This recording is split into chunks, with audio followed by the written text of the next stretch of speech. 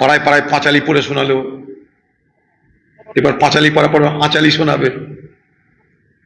এই বাংলায় দিদির পাঁচালি যারা শুনেছেন তারা দেখেছেন যে কি আছে না আছে, 15 বছর পর তাকে এখন পাঁচালি পড়তে হচ্ছে।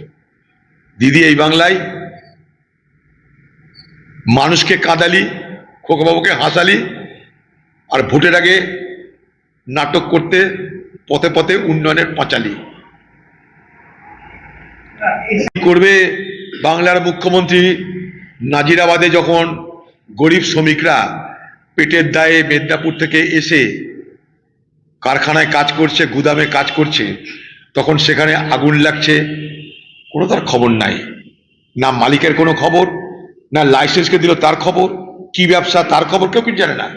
এবং সব থেকে বড় কথা, কলকাতার জলাজমি বুঝিয়ে যে গোডাউন, সেই জলা জমিটা কি জানেন, এগুলোকে রক্ষা করার জমি।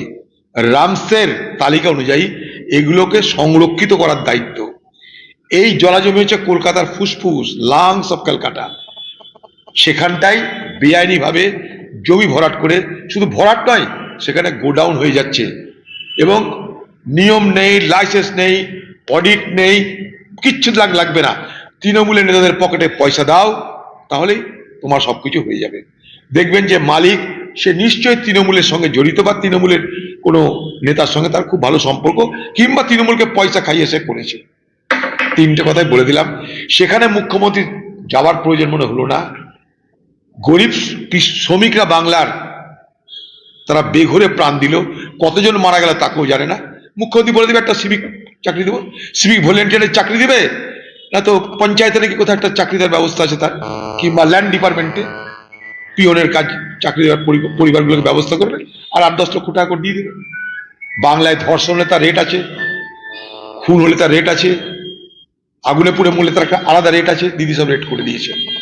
অথচ এই দমকল মন্ত্রী, যাকে ঘাড় ধাক্কা দিয়ে এখন জেলে পোড়া উচিত, যারা এই লাইসেন্স দিয়েছে তাদেরকে, তাদের যাবজ্জীবন সাজা হওয়া উচিত। আমি একটু আগেই বলেছি, যেখানটায় এই গোডাউন কারা করছে, কিভাবে করছে, পারমিশন নিয়ে করছে কিনা, সেই কর্তৃপক্ষ তো নিশ্চয় একটা আছে।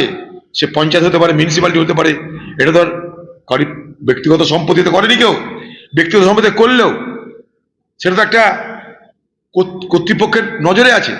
শহর হলে শহরে মিউনিসিপ্যালিটি, তার সঙ্গে মেট্রোপলিটন কর্পোরেশন আছে, তার সঙ্গে পঞ্চায়েত আছে, তাদের দায়িত্ব দেখার এগুলো।